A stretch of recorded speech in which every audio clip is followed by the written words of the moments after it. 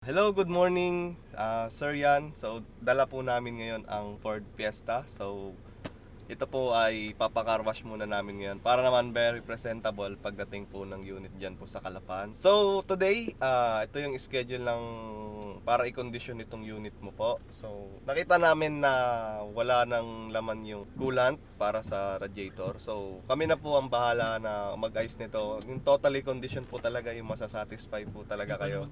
Ito, binili namin kanina sa auto supply. Pati brake fluid kami na po magpapalit. So, sana po pagdating ng unit is magustuhan nyo. So, ako nga pala si RD, sir. Ako po ang magdadrive ng unit papunta dyan sa inyo sa Calapan. So, kasama ko si Paps na nando sa labas. So, tara!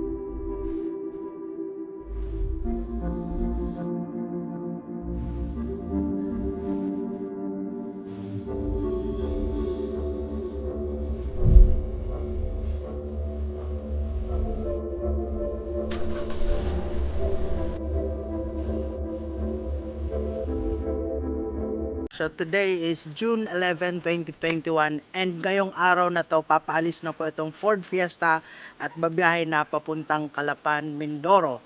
So ito po ang buyer po nito, napanood lang po ito sa YouTube at nagdiwala na mag-deposit ng 30% and this remaining 70% babayaran po pagdating doon sa Calapan, Mindoro.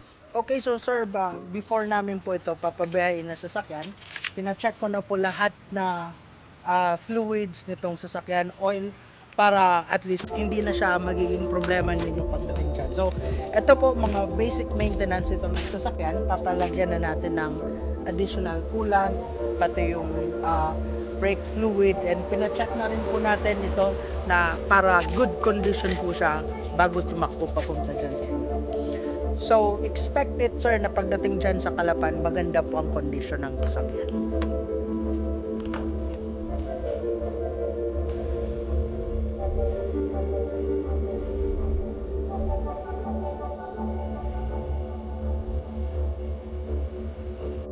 Good morning ulit sa inyo mga ka-auto. So as you can see, paalis na po ang barko. At yan, kasama ko si Maps. At ako'y nakaupo lang dahil hindi pala ako sanay dito. Nasusuka ako sa mga alon-alon. Pero yung unit namin nandito.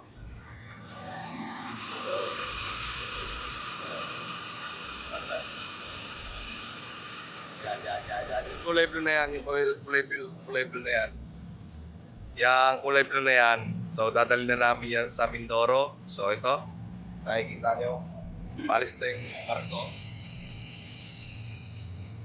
Yan. Sakay kami ng Montenegro.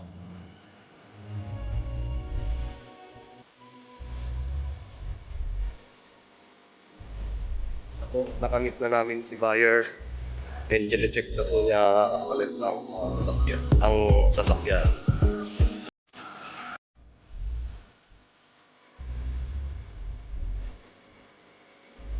Good morning, Bicol Auto Search. So, kato po si Sir, ang bagong magmamayari ng Ford Fiesta 2015 model automatic transmission. So, isa lang naman po ang tanong ni Bicol Auto Search, Sir.